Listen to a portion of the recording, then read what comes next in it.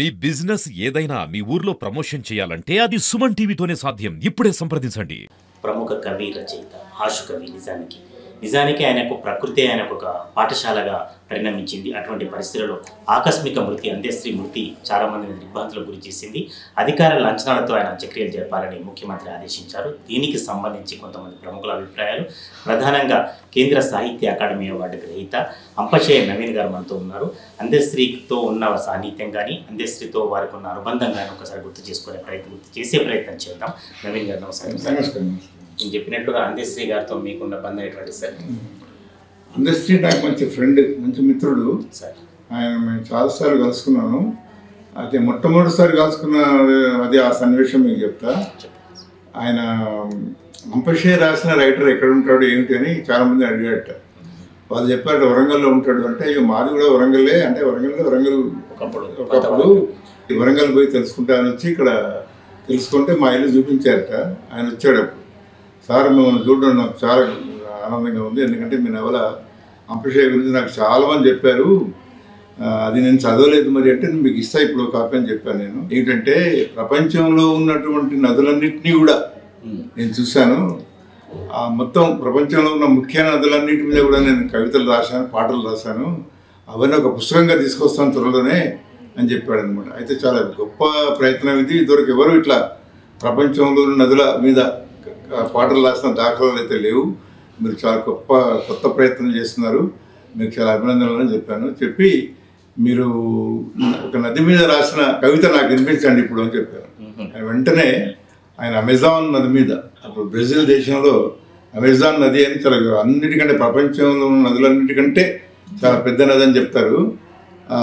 ఆ నదిని గురించి రాసిన కవిత నాకు ఒకసారి చదివి వినిపించండి.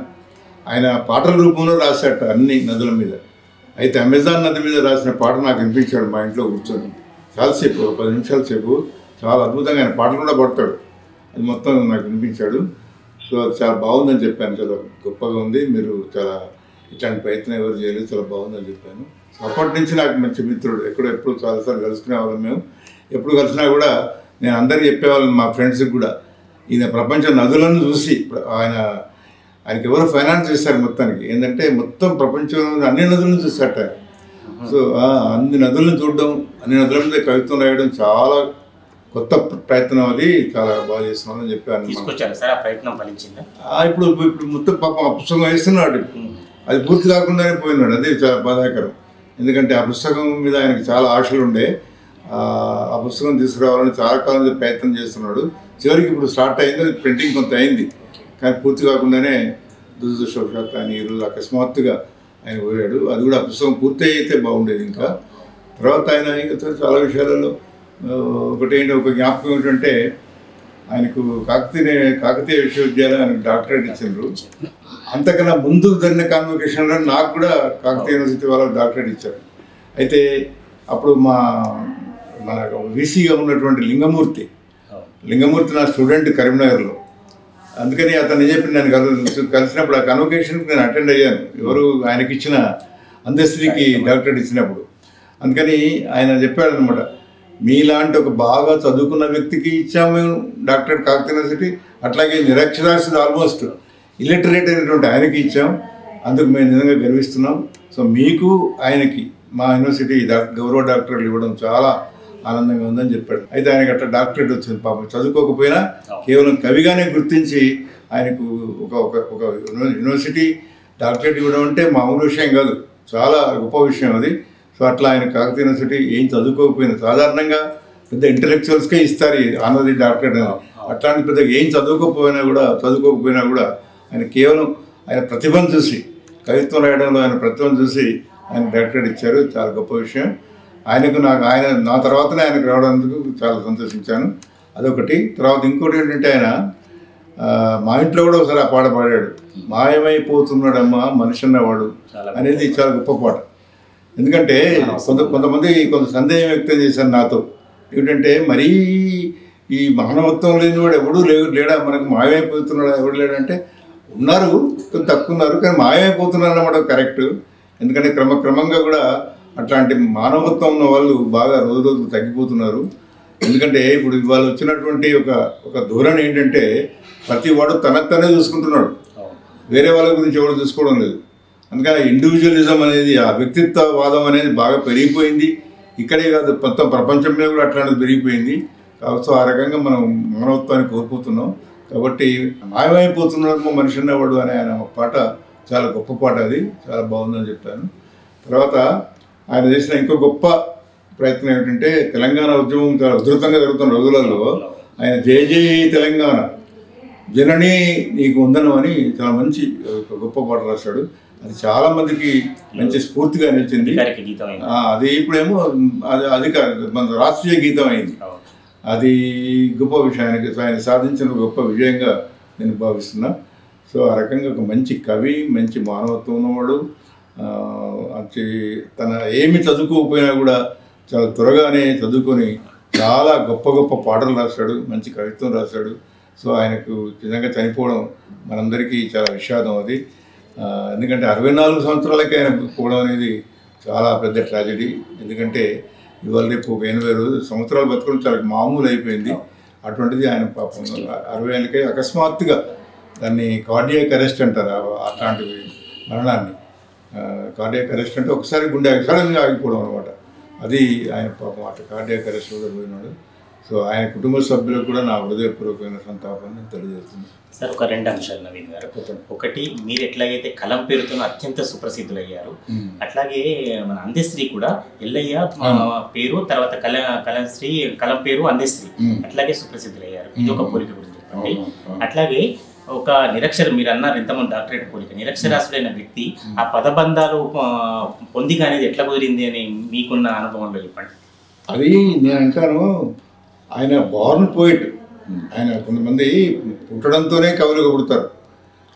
ఆయన చదువుకోకపోయినా కూడా ఆయన కేవలం హృదయమైనటువంటి ఇదితో సహజ కవి. నిజంగా మీరు అన్నట్టు ఇప్పుడు పోతనామాత్యం రాసుకునేవాడు కవి, సహజ కవిని. మళ్ళీ అట్లాంటి సహజ కవి ఈ అందశ్రీ. ఎందుకంటే ఆయనకు అట్లాంటి ప్రతిభ ఆయన పుట్టుకతోనే ఆయనలో నిక్షిప్తమైంది.